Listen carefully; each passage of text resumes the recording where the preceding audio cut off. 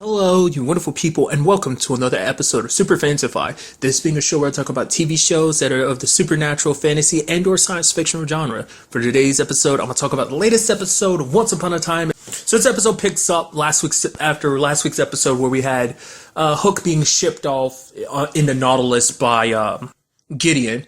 And sadly, interestingly enough, finds himself in the Enchanted Forest with Aladdin and Jasmine. What I thought was kind of interesting is like obviously they needed Kraken blood to operate the ship so that it can travel to different worlds, but it was like obviously he helped them get away from the Kraken, but that was it. Like it was never like I was thinking the entire episode was like, okay, we're gonna track this thing, kill it, and then he can finally get back home. It's like no, for one, he didn't get back home by the end of the episode, which kind of caught me by surprise, which I shouldn't be too surprised about. I mean, Gideon went through a lot of trouble to make sure he didn't get back, which I'll kind of get to in a little bit. But the fact is that the Kraken was just kind of, I guess it was, at the time it was kind of a necessary, like, oh, we need to use it. But I mean, now that the Nautilus is in the condition it's in, I mean, granted, we have Nemo and Liam bringing up the fact is that they're going to try and repair it. I mean, it's like, I don't know if they outright said they were going to repair it, but the fact of the matter is, it is in a very bad state. It was going to sink and everything. So it's probably a situation where they're probably going to give it, a farewell. I hope they can keep it. It's like, it looks like a pretty awesome ship that I'd like to see more of in the future, but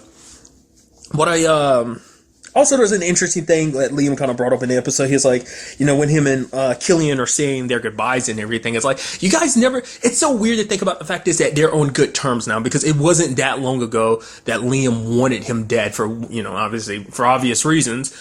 But now to see them at that point, I mean, because they are family, like no matter what is said and done, it's kind of the same situation with David, like, basically, Hook having, like, you can't really escape the mistakes you've made in the past. And it's kind of a big overall story element of this episode, too. It's just, and more in particular, like, we learn a little bit more about Jasmine's past, understanding how she got to where she is, and understanding why she feels the way she is. Because for the longest time, she's always pushed Aladdin away. Obviously, there was something there from the very beginning when we really got to look at their past. But it seemed like she was reluctant to go forward. And the reason is because she's always heard, like, duty comes first. Duty, like, it's like, oh, she needs to get married to someone, a prince, so that their armies can come together to defeat Jafar. So that it's like not marry out of love, but to marry out of obligation. It's like, as a princess, that's kind of what role she has to fill. And it's sad that it has to come down to that. So it's like, that's what she kind of does every time. Like, even Aladdin's like, obviously you want to kiss me, which she's like, how, like, narcissistic of you to think like that. But it's like, it's so obvious in the way you look at each other. And even Killian at one point,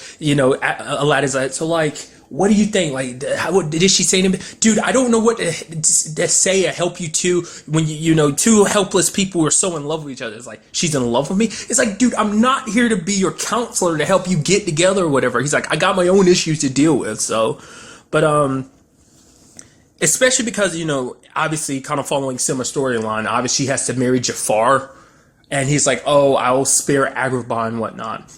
What I thought was an interesting twist is the fact is that, like, I mean, to me, like, obviously I brought it up before, my understanding of Aladdin is the, Disney movie, but I do know, like, tidbits of the original tale that it's pulled from.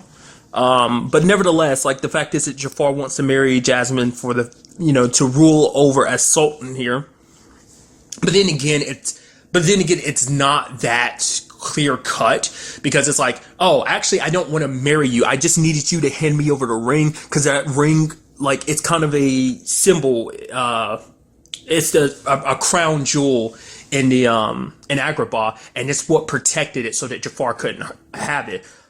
He couldn't. He kind of needed her to hand it over because the ring was probably protected, so he couldn't just get it. And it protected Agrabah, so he couldn't do whatever he wanted to do with Agrabah. Interestingly enough, it kind of coincides with at Friday. Obviously, I did the Grimm series finale. Kind of coincides with that. There's kind of an element to that, but that's his own thing. But nevertheless, the fact that he's like, how selfish of you to actually think I really cared about you, that I wanted you to be my wife. It's like, I don't care about you. I don't even want to rule over Agrabah. This place treats me like a bastard child, which is interesting because, like, I think this kind of pulls from Jafar as he was on Once Upon a Time. I'm still very curious why the actor who played him in Once Upon a Time in Wonderland, which I don't know. I never actually finished it because I found out it got canceled, so I never bothered to finish it. I got to like the last 2 or 3 episodes, but it just like, I was like, really, what's the point? So I'm not even sure how his story ended in Once Upon a Time, and see if that's like I mean, maybe that's the particular reason why they didn't do it. Maybe they felt like it. I don't know. And it's probably like all a technical thing. I'm not even going to get too concerned about. But nevertheless, it's a situation where it's like pulling from that because like the fact is you find out that he's kind of a quote unquote bastard child in Once Upon a Time in Wonderland. So that's why I'm saying like they're pulling from that. I wonder is that something that was ever brought up? It's been a long time since I've seen an Aladdin movie. I don't think that was anything ever brought up. I thought he was just like a, you know, an evil visor or vizard, however you want to pronounce it. But nevertheless, like I just assumed he was just some random dude that got close to the Sultan and then wanted to power off for himself. I don't think the elements of his heritage and stuff like that ever came home. Maybe they did in the later movies. I don't know. I can't remember. But nevertheless, a lot of interesting things. Like one I want to point out is Ariel and Jasmine meeting, which was pretty cool. I was like, because I saw. God, I can't remember her full name. I think it's in it Joanna Garcia. Isn't it Swisher? It's something like that. I know I'm butchering her name. Just obviously Cheyenne from Reba. If you've ever watched Reba, which I highly recommend. If you're into comedy shows, I highly recommend. It's a really funny show and just all around a fantastic cast. But that's not the point. It kind of got me wondering. I was like, is this the first time multiple princesses have ever met in the Once Upon a Time universe? I get a feeling like that's the case, but not really. No, because Belle's a princess and so is Snow.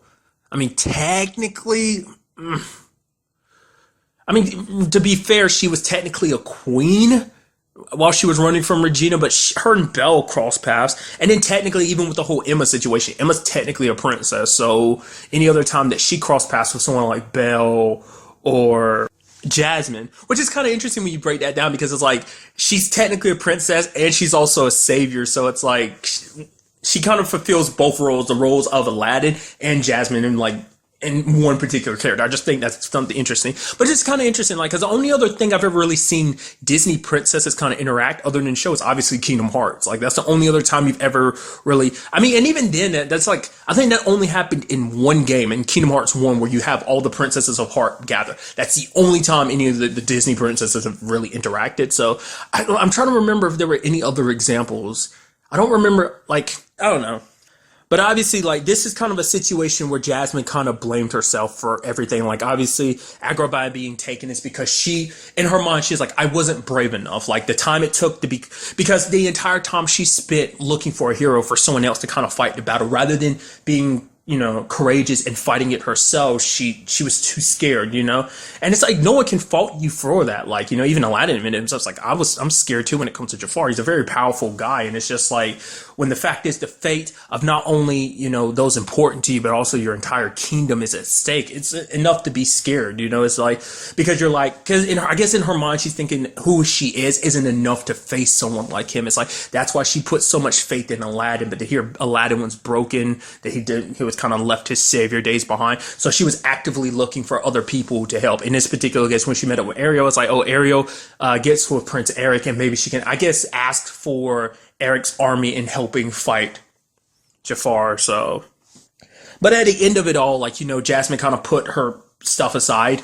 Like, she was like, no, like, she's no longer going to be afraid to stand up to him because everyone needs her help, that she has to do this, because it's like, you know, because the others told her, like Aladdin told her, it's like, don't just look at us as heroes, you're also a hero too. Because I felt like at the end of it all, it's going to be up to Jasmine. No one else can fight this fight but her, as Princess of Agrabah. Just like the same thing with Emma being like the savior, she has to fight that fight. She can obviously have others by her side, but at the end of the day, it is her fight, just like it's Jasmine's fight. So, but unfortunately for her, she also had other people by her side. One thing I am curious about, like, at first she throws down that first bottle, it doesn't break, and then she throws a second one. So it's the first one just meant as a decoy so that he would be less on guard for the real one coming or something, I'd assume.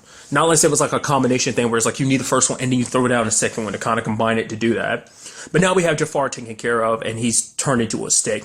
I am very curious about I mean, once again, this is probably something that probably would have popped up in Once Upon a Time in Wonderland if I had finished it. The fact is that he was a genie. I just thought about that. I completely forgot about that when I was saying that earlier. It's like, yeah, he was already a genie by the time they caught up to him again, which the moment he came out of there, like, his braces fell off and he was kind of freed, which I wonder, like, how did that happen? It's like, you have to be active. I mean, maybe the situation was he was sealed within it, and, I don't. I guess I think Jafar's like lamp kind of plays by different rules, just as long as he's summoned. But the way he was talking, like my master is like, oh, here you are again. But it's like, what? Why specifically then was it that he was released? I just found that interesting. Like I said, it's probably something like he probably ended up in that situation because of Alice when it was all said and done at the end of Once Upon a Time in Wonderland. But now he's defeated, stuck as a stick, which I feel like that might not. I'm really waiting for the moment. Like, obviously Gideon kind of pops up, and I'll kind of get to his side of the story. But I'm still waiting for the moment Gideon, or at least someone, gathers up a team of villains, which obviously has popped up before. Obviously, that was back in, what was that, season 4, the second half of season 4. Cruella, Ursula, as well as Regina and Maleficent, obviously, but. I kind of kept waiting for him to kind of gather up with people like the Evil Queen, which her story's, taking the turn that it's taken, last episode, as well as, someone like Jafar. Like, I keep expecting him to join up with other villains at some point, but like I said, with the way things went down in this episode, I don't think so, but I'll get to that in a little bit.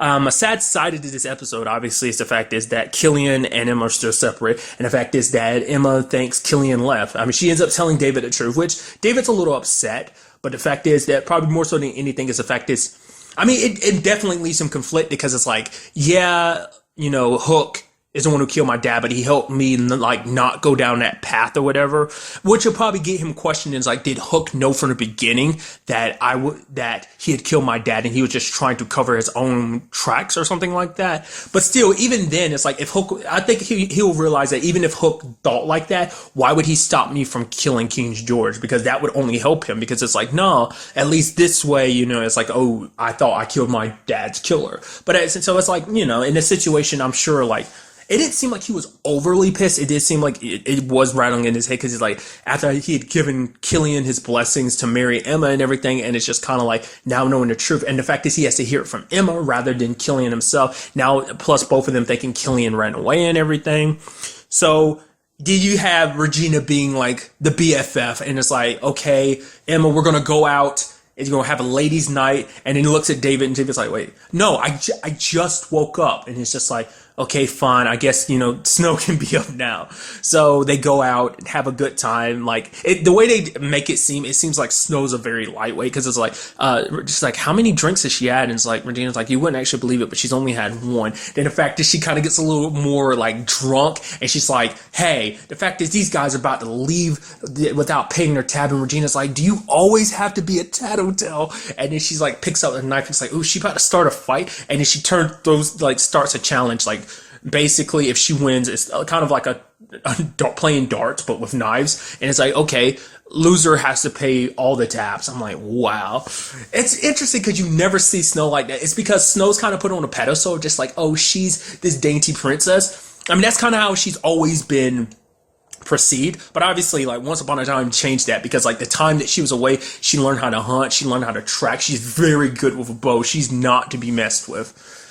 She plus on top of all that, she's a mom too, and it's like, you don't mess with moms. Moms are, they'll beat you down, especially if it means protecting their children. So, but obviously they're both there to help Emma, but Emma's not really all that big into talking about how she feels. But for her, it does hurt, because she thinks Killian, like, she understands he didn't tell her, but at the very least she wanted him to at least, be the man that she loves, and he would actually be there and be like, no, I'm gonna stick this through. I'm gonna actually tell your dad the truth, like, actually stay. It's what she was hoping for, but then to have him leave like that, it's just kind of turns her world upside down a little bit, because he's not the man that she thought he was, until she gets a contact from him in Agrabah, which was brought back thanks to True Love's kiss between Jasmine and Aladdin, which I was like, finally, it took you long enough. But obviously, Killian told her the truth, and then Gideon shows up. As I thought, this was all part of his plan, but now it's like, it's more so like, because I was under the assumption last episode I brought up, I was like, oh, I thought he would disguise himself as Killian, actually disguised himself as someone else. Basically, he needed to get her tears. The moment that happened, the bartender offered the towels to wipe away her tears. I'm like, her tears are needed for something, aren't they? Like that's just too specific. And the fact is, it got taken. It's like that's too specific. You put too much emphasis on it, and it turns out it's because, like, I guess because he used some kind of spell or whatever to use her tears as a way to prevent her and Killian from ever being together. In a sense of like a portal will never be able to open because her tears are kind of used as, I guess, the centerfold of a spell to kind of keep all portals closed. So Killian's got to find a way to get back home, while Emma's got kind of at Gideon's bidding, which Gideon's like, I want you to do the one thing I can never do. And she's like, what? And he's like, kill the Black Fairy. So the question is, has Gideon completely abandoned his idea of becoming a hero? I don't think it is. I think what Gideon has decided, he's like, rather than fighting Emma, because at this point in time, no matter how strong I am, I mean, especially because he does have Blue's magic, I don't think that still is enough for him. So he probably doesn't feel like he's strong enough to deal with Emma. Or maybe this is kind of like Rumple's way of being like, oh, maybe you should do this, that, trying to like find an alternate route to what he wants. At least this way, this can buy them more time. Or maybe this is all Gideon's own idea, where Gideon's like, when it's all said and done, like, he'll have Emma defeat the Black Fairy, or at the very least, Emma can weaken the Black Fairy enough so that he can come in and kill them both. And then it's like, once Emma's dead as well, you know, he can become the savior he was, well, the hero he wanted to be. And it's like, oh, I'll stand tall at the top of it. It's like, basically, you don't have to worry, Emma. I'll protect everyone that's important to you when you're gone, because I will be the hero from this point on, which is like, being a hero, like, the thing is, Gideon's got the mentality that being a hero will fix everything that he's been through, fix him. But it's like, no, being a hero isn't a mantle you just, you know, you take. It's one you earn. And that's a mentality that he, I guess, you know, every time he's spent with the Black Fairy hasn't, you know, for him, it's just, he thinks it's going to be a permanent fix. You know, if anything, it's just going to be a band-aid, because it's going to, eventually he's going to realize after everything he's done, it won't amount to anything, that he isn't a hero, that he isn't praised as a hero. It won't erase all the stuff that the Black Fairy ever did to him to mess with his mind, you know, and everything. So I'm very interested to see what happens going forward with that, them crossing paths like that. The Black Fairy and Emma. I'm also very interested to find out what the world is. I wonder what world it is that the Black Fairy has control of. Is it a Disney specific world, or is it just kind of like a Once Upon a Time original world? I'm very curious to see if that's the case too, because I don't think that was ever really brought. Like I said, I'm also very interested to get a little more background into the fairy. Like, obviously we got some into Peter Pan, obviously finding out he's Rumpelstiltskin's, dad. That's what's so crazy. It's just like, when you find, just everything leads up to certain things, like all things kind of like the ties and connection. I've said it before and I'll say it again, like the connections in this series are just like, it's so amazing when you're like, oh, this person is related to this person. It's just, because that's even come up as a joke in the show. It's just like, yeah, this family's very, very complicated, extremely complicated. But yeah, I'm very interested to see what kind of world, and just learn more about the Black Fairy, how she got to where she is. Because obviously she wasn't always a fairy. I mean, because I feel like if she was a fairy to begin with, then, I mean, did she become a fairy, or was she always a fairy? Maybe she took on a human form when she met Rumpel's dad. Which is kind of interesting too, because it's like, now you realize that both his parents became evil magical beings. He became the notorious Peter Pan, and she became the notorious Black Fairy. So it's kind of interesting, like, at that point, you're kind of like, wow, maybe it's maybe, you know, if you believe in fate and destiny, maybe Rumpel never had a chance. Maybe evil was always supposed to be his destiny. You know, if you believe in that type of thing, it's like, but you know, I'm sure the message that the show would show is like, no, you make your own destiny. No matter what was set forth before you, you become your own person. You are forged by your own decisions. So I'm sure that'd be basically what the show would counter my argument with. So, but really, that's all I want to talk about in this episode. Till the next time we meet, be happy, be safe, live life to the fullest, and enjoy it. Good day and goodbye.